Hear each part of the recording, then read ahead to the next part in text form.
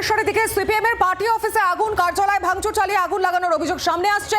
BJP আশ্রিত দুষ্কৃতীদের বিরুদ্ধে অভিযোগের তীর। রাতেই ঘটনাস্থলে যায় দমকল এবং পুলিশও। সেই মুহূর্তে ছবি আপনারা দেখছেন। সিপিএম এর পার্টি অফিস, সেখানে আগুন লাগিয়ে দেওয়া হয় এমনটাই অভিযোগ, এবং অভিযোগের তীর উঠছে বিজেপি আশ্রিত দুষ্কৃতীদের বিরুদ্ধে।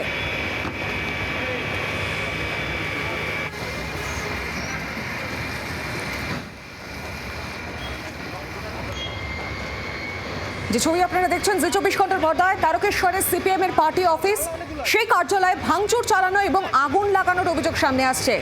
অভিযোগের তীর বিজেপি আশ্রিত দুষ্কৃতীদের বিরুদ্ধে, এবং রাতেই ঘটনাস্থলে পৌঁছে গিয়েছিল দমকল পুলিশ।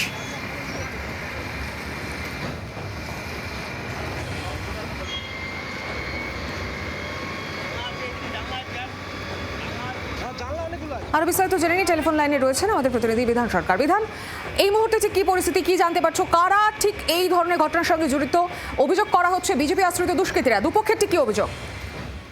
দেখো, সিপিএম এর পক্ষ থেকে যেটা অভিযোগ করা হচ্ছে যে গতকাল রাত 10:30 11টা নাগাদ বেশ কিছু দুষ্কৃতী তাদের পার্টি অফিসে চড়াও হয়, ভেতরে ঢুকে ব্যাপক ভাঙচুর চালায় এবং অগ্নিসংযোগ করে।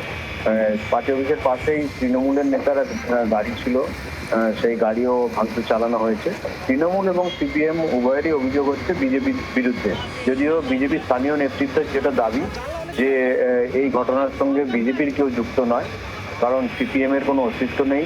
আর তৃণমূলের যে সমস্ত অভিযোগ সামনে আসছে সেগুলোর কোনো সারবত্তা নেই, কারণ যে গাড়ি রাস্তার ধারে দাঁড় করানো ছিল সেটি পিডব্লিউডির জায়গায় ছিল, সে কারণে অন্য কেউ ভাঙচুর করে থাকতে পারে। এর সঙ্গে বিজেপির কোনো যোগসূত্র নেই। গতকাল রাতে দমকল এবং পুলিশ সেখানে পৌঁছেছে, এখনো পর্যন্ত কাউকে কি চিহ্নিত করা গিয়েছে? Hotel Management with AI. Join IIHM, International Institute of Hotel Management.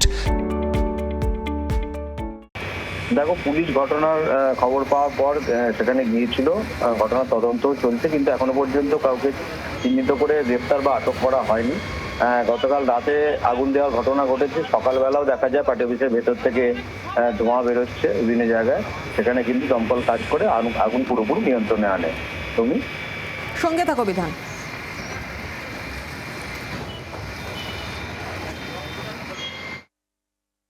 এখানে যে আমাদের জিনিসপত্র, প্রয়োজনীয় নথিপত্র, কাগজ এবং টিভি, গ্যাস সিলিন্ডার সমস্ত কিছু লুটপাট, একটা সাইকেল লুটপাট করে নিয়ে গিয়ে ভেতরে যে আমাদের কাঠের আলমারি ছিল তাতে কেরোসিন ঢেলে আগুন লাগিয়ে দিয়েছে। সারা রাত্রি ধরে এখানে এটা আগুন জ্বলেছে। সকালে আমরা ভোরের দিকে আমরা খবর পাওয়ার পর ফায়ার ব্রিগেড এবং থানাকে ডাকি, তারা এসে 2 ঘন্টার চেষ্টায় এই অফিসের আগুন নিভিয়েছে। বাংলার আওয়াজ, বাঙালির আবেগ, জি 24 ঘন্টা।